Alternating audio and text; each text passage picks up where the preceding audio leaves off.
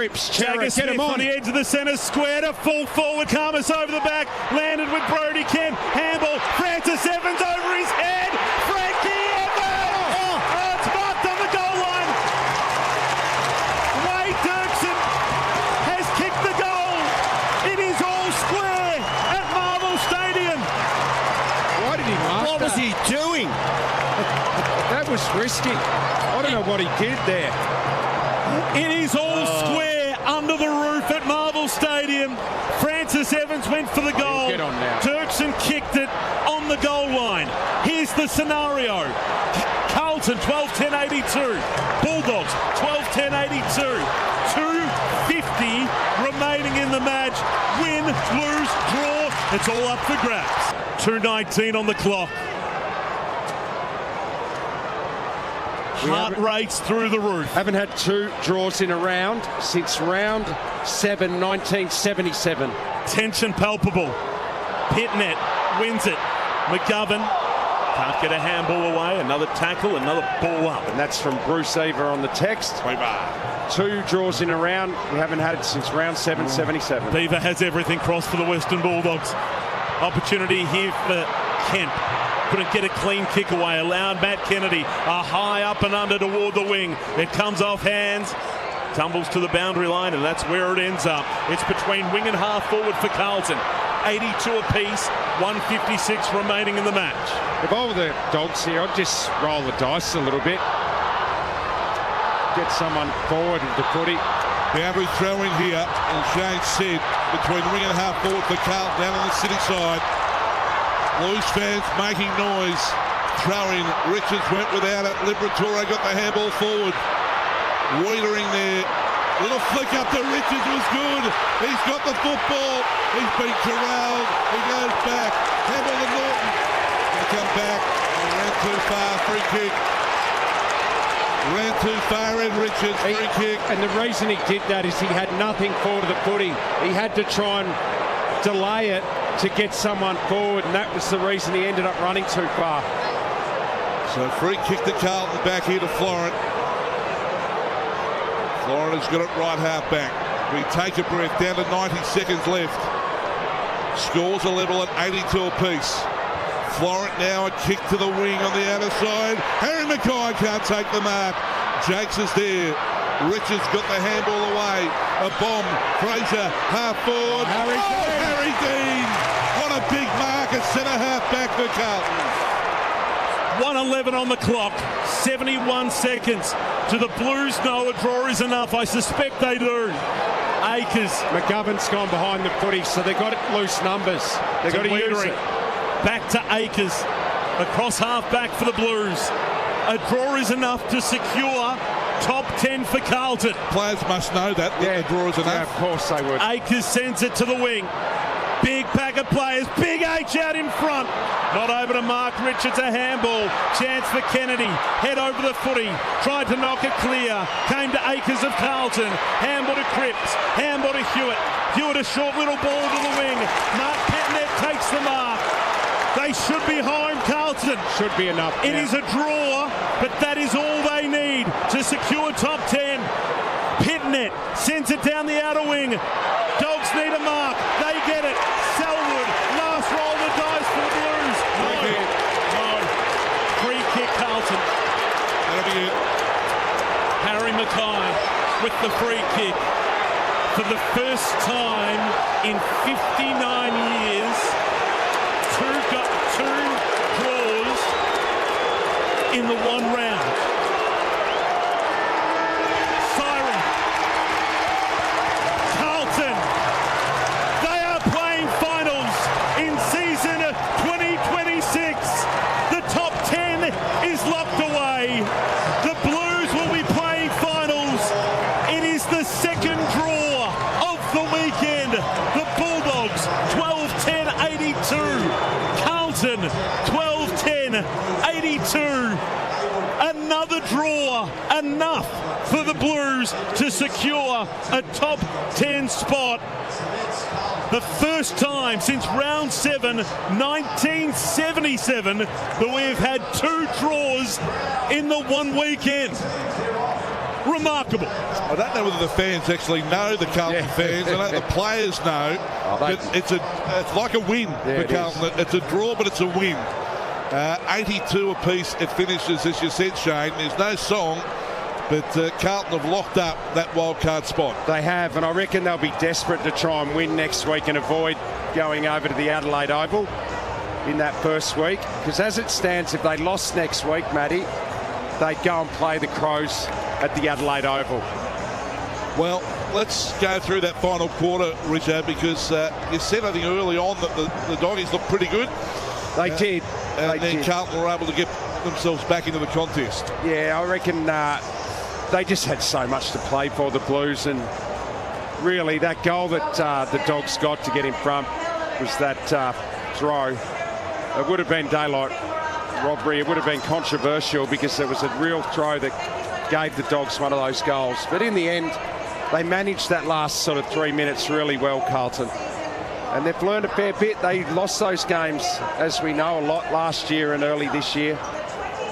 But they're pretty well drilled under Josh Fraser, and they've been able to win some tight ones. Really interesting, the scenario, because, I mean, and they must have been told that a draw was enough. Yeah, and that really fascinates me, because usually, you know, coaches don't really talk about ramifications, but they must have been saying at three-quarter time, right, we either win or a draw. And the message has gone out, obviously. Well, I think they just would have known during the week that any sort of result, so if they got a 2 points or 4 points, it doesn't matter. And this is why people go on about extra time. You got extra time, let's get a result. You do get a result. You do. You get 2 points, and those 2 points give Carlton a final spot. Let's talk about one of the last plays. Ed Richards had the football over on the wing, and he had nothing ahead, so he ran, then he backtracked, then he ran again, and eventually just took too many steps. Well, he's a smart player, and he knew that if he kicked it, he had no one inside forward 50. Aaron Norton was trying to get back and provide an option, but he just needed to buy himself another probably 2 seconds, Ed Richards, and by doing that, he had to sort of run a little semicircle, and that was the couple of steps that he went too far. So, yeah, that was it. That was their last chance to attack, really. Let's have a look at the goal kickers. Will Haywood finished with 3 goals after taking that huge mark. Rolled his ankle on the dismount, a couple of false starts, tried to get out there. Eventually they put a fork in him and ruled him out for the match. But he finished with 3. Harry Mackay with 2. McGovern with 1. Akers, Kemp, Lord, Evans, Pitnet and Dirksen, the goal kickers for Carlton. For the Western Bulldogs, 2 goals to Ed Richards, 2 goals to Fraser, 1 goal 3 to Arlie Jones, Wakeman with 1, Dolan with 1, Kennedy, Williams, Croft, West, Davidson, and Aaron Norton. Well, he's a story. He finished with 3 behinds, Rich Owen. Your big key forward, you want him kicking goals, don't you? And he missed some critical set shots. He did. He missed 3 set shots. They never looked like going through, and look, he did provide the handball for Ed Richards for that beautiful running goal late in the game, though. But yeah, I mean, if you look back through the game, there's a lot of things you can look at, but yeah, 3 very gettable misses today for Aaron Norton. Took 2 good marks late and did give that handball off, though, to give Ed Richards his 2nd goal. I think we're going to head down to the Blues rooms because, you know, as we said, it's a draw, but it's a win, really, for Carlton, the fact that they've sealed up a spot in that wild card bracket. So as it sits at the moment, if you looked at the wild cards, and next week they play Fremantle, and the Western Bulldogs next week, the Doggies have got us, I'm just scanning through, they've got Melbourne. So you wouldn't think they'd win that game on form. So as it would stand, if that happened, if they both lost next week, the Dogs and Carlton, in the first week you would most likely have Adelaide playing Carlton at the Adelaide Oval and Collingwood hosting the Western Bulldogs. Where are the Dogs actually playing that game against Melbourne? That is at the MCG. MCG, yeah. So you're backing Melbourne every day. So you back Melbourne at the G. Yeah. So for me, on form, and you got to pick the Fremantle Dockers on what they're doing, obviously. Carlton will give them a good run here, but if they win and all the other things happen that you think they would, you would have Adelaide and the Blues and Collingwood and the Dogs. I reckon the league would want Carlton to win next week because that would be Collingwood-Carlton at the G. That scenario training, we talk about that a lot, don't we, late in games, that the We'll get down to the Blues rooms in a moment. That's what they all practice. Those, okay, it's 2 minutes left. This is what we do, and that's what Carlton executed. Yeah, they did, and they knew that, and you could just see they got McGovern behind the footy. They knew if they could take a couple of uncontested marks sideways, they would. If you can't get those, then you get long down the line. Harry Mackay provided a great target down the line late. He didn't take any marks, but he didn't get outmarked, and he actually drew a free kick. So, yeah, they're well drilled, and teams practice all of these things at training. That's what you're there for all summer. The practice scenarios, 2-minute drills, they call them, and they did it well. Wade Dirksen was playing with matches late in the game. He was on the goal line, and Francis Evans has put a big goal up. Instead of just stepping out of the way and letting it go through, he actually took it. Luckily it was already over, just over the line. I think he knew that. I think from our naked eye here, we thought it was closer than that, but it was through by probably half a foot. Yeah. So that was it in the end. He's good, Francis Evans, isn't he? That's a couple of really big moments for him. They had some big moments, there's no doubt about that. And they're just playing as a really good team at the moment. The Blues, everyone's contributing, playing their role. They all know their role. Ainsworth had some good moments late.